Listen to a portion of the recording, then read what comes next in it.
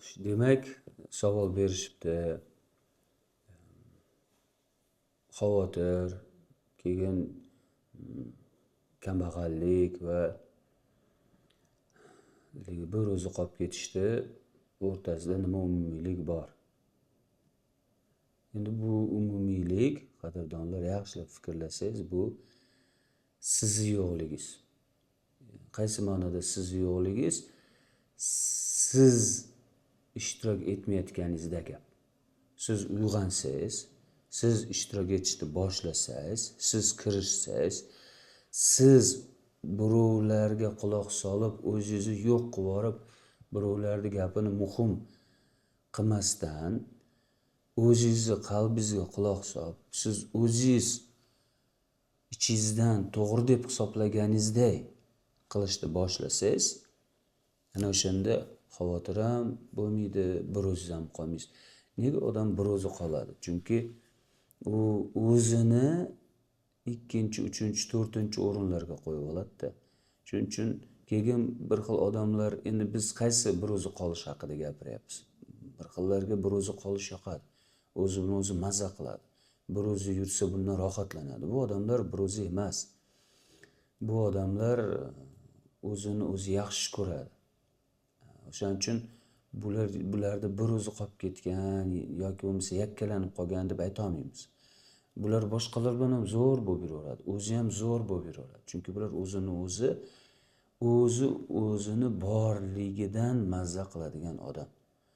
O'zi hayotda yaratuvchini qudrati bilan har bir go'zalliklardan zavqlanishda, bo'layotgan voqea hodisalarda o'zi uyg'oq bo'lib, o'sha voqea hodisalarni his qilishda o'ziga e'tibor qaratgan, o'zini borligini biladi, o'zi qiladi ko'p narsa.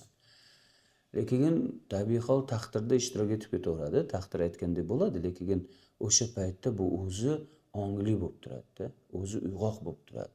Bo'layotgan voqea hodisalarni nazorat qilmaydi, boshqarmaydi, o'sha voqea hodisalardan to'la-to'kis lazzatlanishni boshlaydi. Kambag'al odam ham xuddi shunaqa. Endi o'zimni olib qarasak, xavotirligi ham, kambag'alligi ham yoki bo'lmasa yakkaligi ham bu yaratuvchi tomonidan berilgan taqdir bo'ladi. Bu yerda umumiylik yana bittasi shu.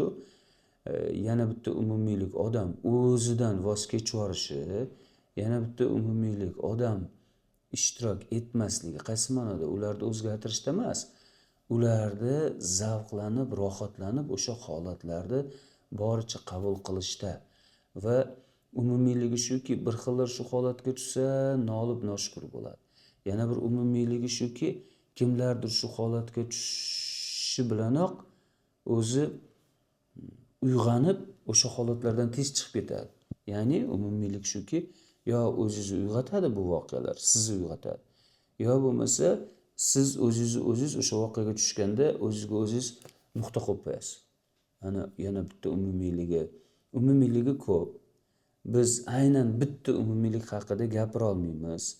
Bitta shu umumiylik muhim, glavniy, asosiysi deya olmaymiz. Chunki biz voqea hodisalarda, hayotda, borliqda, organizmda hamma narsani tizimli o'rganamiz va tizimli deb qabul qilamiz. Bu degani, tizim degani nima degani? Bir jarayon ikkinchi jarayonni vujudga keltiradi. Bu jarayon vujudga kelishida esa bu jarayonni vujudga kelishida esa bu jarayonni. Ya'ni tizimda bir-biriga bog'liqlik, ketma-ketlilik, bir-birini keltirib chiqarishlik degan qonun qoidalari bor. Ana o'sha qoidalarga ko'ra, demak, bu jarayon ham, yakka qolish ham, xavotir ham bu tizimni oqibatida vujudga kelgan holat. Tizimda esa bitta muhim, ahamiyatli, bittagina turtki bo'la olmaydi. Hammasi bir-biri bilan bog'langan. O'shandan keyin biz shartli ravishda savolga javob berish uchun, bu savolga javob bergan odam balki sehrli kalit topmoqchi bo'lib bergandir yoki kimdir hozir siz shuni ko'rayotganingiz sababi hozir menga bitta sehrli kalitni aytsa, men o'shani bitta qilsam, keyin hammasi yechilib ketadi deb o'ylayotgandir. Sehrli kalit shundaki, yechilib ketadi hammasi agar siz o'zingizga tizimli yondashsangiz. sport bilan shug'ullanishni boshlasangiz, uyqungizga nazorat bersangiz, ovqatlanishni boshlasangiz, qalbingizni, ongingizni rivojlantirishni boshlasangiz, hayot tarzingizni, qadriyatlaringizni qayta baholab chiqsangiz va sizniki bo'lmagan qadriyatlarni olib tashlab, o'zingizga xos bo'lgan, qalbingiz mana shu degan qadriyatlarni hosil qilsangiz, ruhiy, diniy rivojlanishda mustahkam bo'lsangiz, albatta sizda уже boyagi holatlarni vujudga kelishi ancha pasayib ketadi. Demak, bularda hammasini umumiyligini asosiy ko'rsatkichlari bu tizimlilikda. Tizim oqibatida vujudga kelgan va tizim yordamida buni yo'qotish mumkin.